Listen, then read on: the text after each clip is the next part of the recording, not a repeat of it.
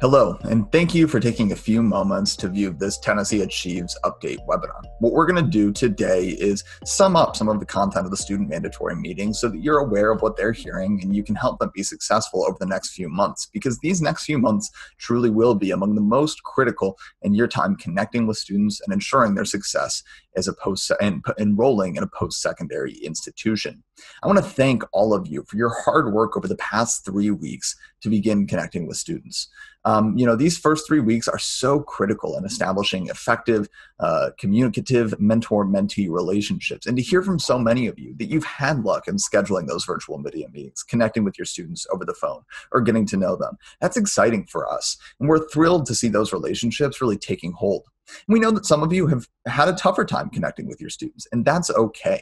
What I want to remind every mentor listening to this webinar of is that, it can take some time. We oftentimes find that our students who need the most help from a mentor will be the slowest to respond, and that's simply because they don't realize they need your help yet.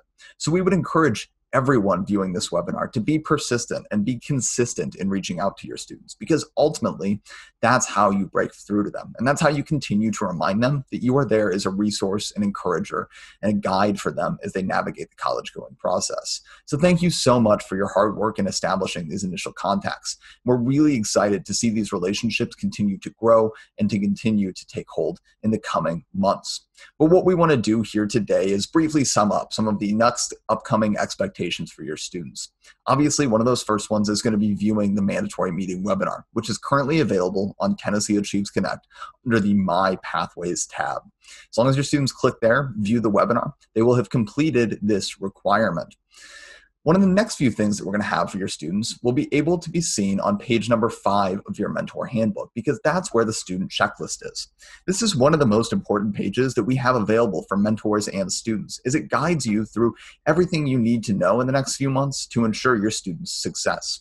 Anything you see in green on the student checklist is a mandatory eligibility requirement, meaning that it will make or break a student's Tennessee Promise eligibility. So these are the things you really need to be encouraging your students to stay up to date on. That includes viewing the mandatory meeting, completing community service, which we'll talk more about here in just a few minutes, and then finally enrolling in the fall and actually starting college. But everything you see on this list, whether it is in green or whether it is in gray, is important. I don't want you to think that the things in gray don't matter, because they absolutely do, and they will build toward a student successfully starting college in the fall. So things like submitting admissions documents to the college, ensuring your college is listed on the TSAC portal. These are all things that our team will be reminding your students about, and we will share updates with you on in those Monday emails to ensure you're reminding your students to take care of these things as well. The student checklist really is one of the most vital and important pages in the handbook, and I would encourage every student to keep up to date with it, but every mentor as well. One of the most important things your students can be doing right now after they view that mandatory webinar is apply to a college. If your students have not already applied to a college, they want to do so as soon as possible. And on page number 16 of the Mentor Handbook, you can find a list of eligible institutions. I would encourage you to review this list, and encourage your students to apply to one of these institutions, or at least consider the institutions listed here, because these are all the schools that accept Tennessee Promise, that are eligible for Tennessee Promise. If it is not on this list, it is not a Tennessee Promise eligible institution. So it's really important that both you and your students familiarize yourselves with this page to ensure that you're applying to an eligible institution and taking advantage of the Tennessee Promise scholarship. Now, you may have students in your group who are interested in attending a 4-year institution, are interested in enrolling out of state, and that's great. Our goal at Tennessee Achieves is to help every student enroll in college and to ensure they're successful in that process. And we want to help students no matter where they plan to enroll, and you can do the same as a mentor. But we would also encourage every student to maintain their Tennessee Promise eligibility, simply because life happens. And 2020 was a great example of this. Things change and plans change. For that reason, we encourage every student to maintain their Tennessee Promise eligibility simply as a backup plan or an insurance policy, so that if they are no longer able to go out of state or enroll at that 4-year institution, they can enroll at one of these excellent institutions that are Tennessee Promise eligible and maintain their Tennessee Promise eligibility. So we would encourage students to view the mandatory webinar, complete community service, and stay up to date on these requirements no matter where they fall in their college-going plans. And you as a mentor should continue to support all students on your list, because every student may need a little bit of support, and every student should certainly be maintaining their Tennessee Promise eligibility. One of the most important things your students have to do to stay Tennessee Promise eligible is community service. And here on July 1st is our first community service deadline for your group of students. And that requirement is that they complete and submit 8 hours of community service in order to maintain their Tennessee Promise eligibility. They can submit those hours fairly simply to our website, tnAchieves.org. No matter where they land on our website, they're going to find that form in the upper right-hand corner of the website. It's really easy to submit those hours, but it is critically important that they do submit the hours. It's not enough to simply go out and volunteer 8 hours, because if they don't report that to us, we have no way of knowing that they have done those hours. So please encourage your students to both complete the hours and then submit them to our website. And I would add as well that we do not want this community service requirement to serve as an obstacle towards a student maintaining their Tennessee Promise eligibility. We know that during the pandemic, it may be challenging to find in-person volunteer opportunities. We want to help students find those opportunities and ensure they're doing so safely. And for that reason, we have on our website a variety of community service opportunities that are online. These are webinars on job shadowing, professional development, college readiness that your students can view at any time and complete up to all 8 hours online. So while we would encourage students to go out and volunteer in person if that's something they're able to do and they're comfortable doing, students are able to do this requirement online. And when they view those virtual community service hours through our website, they are automatically credited for completing that community service requirement. And one thing I do want to talk a little bit about is what counts as community service. There are a couple things that I think that you as a mentor should be aware of will not count for community service. And that includes work for a family member. So if I'm a student, I can't simply go out and volunteer for my uncle one day helping him mow the lawn. I need to volunteer for someone that isn't family. It needs to be for an organization. It needs to not be for pay, and it cannot be faith sharing. Faith sharing is really important here, right? Students can volunteer through a faith-based organization, helping with a bake sale, helping maintain the grounds or with daycare or something like that, but they cannot be faith sharing in their volunteer capacity. And coming back to that volunteering for a family member piece, students can certainly volunteer alongside a family member. That's okay. They just need to make sure that their supervisor at the volunteer venue is not a family member. And it is important that your students mark their supervisor when they go out to volunteer. Get their name and get their contact information, because when they do go to submit those hours to our website, they will need to provide supervisor information so that we can verify those hours that they completed. Please help your students find volunteer opportunities. You are plugged into the community. You know of local volunteer needs, and we want to ensure that students are finding great volunteer opportunities. So if you're aware of a need, go ahead and reference that to your students. Let them know, because they're looking for hours. But also let you know that job shadowing does count as community service. So if you have students who are interested in a particular field, maybe want to be a nurse, a teacher, whatever it may be, and you think you might be able to help facilitate a job shadow opportunity and do so safely during the pandemic, you can certainly go ahead and do so. I've always found that job shadowing is one of the most popular options that we have available for students, because it truly does allow them to do two things at once, and two really important things at once. And that's maintain Tennessee Promise, meet this requirement, while also gaining valuable career perspective and valuable career insight. I think for many students, they graduate high school and they think they want to be one thing, and then they get out in the field and realize maybe that's not for them. And that's why job shadowing can be so valuable. It informs students both of what they do want to do, maybe what they don't want to do. So go ahead and encourage job shadowing with your students. Encourage your students to complete the volunteer requirement, because once we do that mandatory meeting, once that's due on May 31st, the next big push your students will have to make is submitting community service by July 1st of 2021 to maintain their Tennessee Promise eligibility. What I've talked about here are two really important requirements for your students. One other thing I want to talk about here is a fairly important thing as well, and that's Tennessee Achieves summer programs. So the previous few things that I've talked about are all really important towards a student maintaining their Tennessee Promise eligibility. We want to help you help your students to meet these requirements. Check your Monday emails, as we will be sharing updates frequently on these requirements to ensure that you are keeping your students up to date and they're in a good spot for these requirements. But one other thing I want to talk about today are our summer programs. We have a variety of summer programs to help some of our at-risk students ensure they're successful in the transition from high school to college. We know that one of the single biggest indicators of a student's post-secondary success is their college readiness. It's their ACT score. For that reason, we offer a variety of summer programs that help students who may struggle in their first semester of college to really hit the ground running and enter college with a feeling of confidence. We offer summer bridge programs. We offer an online summer program. We also offer a summer institute. All of these are available on our website, and the applications are open now. These are 3 to 10-week summer programs that help students to take college-level courses with college instructors on a college campus. And they potentially have the opportunity to test out some of the classes they may be required to take in their first semester, which is certainly valuable. But what's even more valuable, we found for our students, is the opportunity to simply get involved on a college campus before the rush and before the bustle of the fall start date.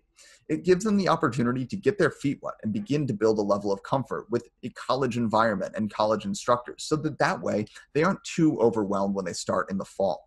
We would encourage you to monitor your Monday emails for more information on these summer programs and keep up to date with your students, because if this is an opportunity that may fit them, that may benefit them, we encourage them to apply and take advantage of these summer programs. We found that they're not only tremendously successful, but they're tremendously popular amongst students. So please encourage your students to participate in a summer bridge program, summer institute, whatever it may be, and get them engaged so that way when they start in the fall semester, they truly are hitting the ground running and finding success as a brand new college student.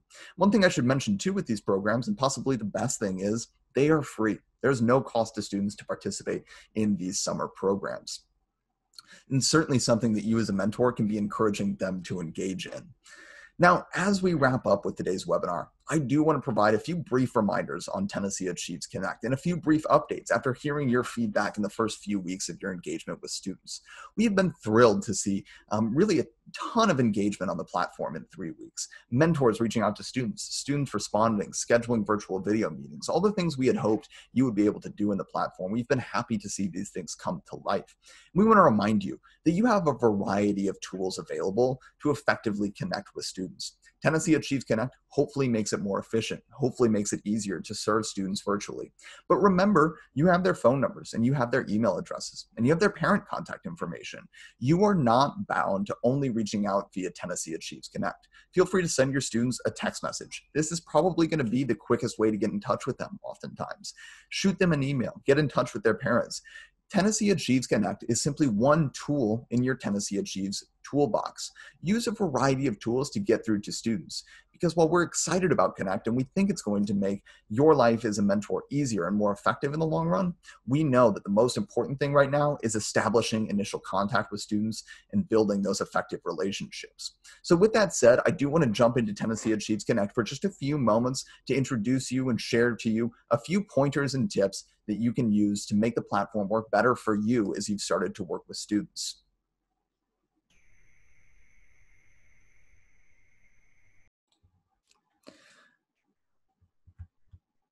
Not only do we want to use this time to provide you key updates on Tennessee Promise requirements, but we also want to make sure that you leave today feeling more prepared to be successful in Tennessee Achieves Connect.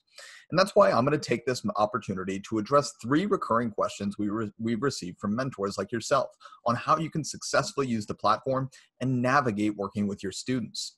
One of the first things I want to address here today are time zones. One of the most popular questions we've gotten is, how do I make sure that my time zone is accurate? The platform's default time zone is Central Time. If you're on the Eastern time zone, you'll certainly want to make this update so that it's coming through on the right time when you schedule your meetings.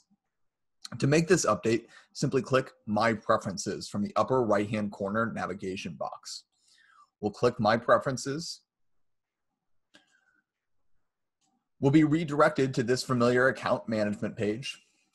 Go to Account on the left-hand side, and then choose your time zone. Here, I'm going to click the drop-down, select Eastern, and click Save Changes. After doing so, any meetings I schedule in the future will come through in Eastern time, and you don't need to worry about using that individual dropdown each and every time to update that time zone.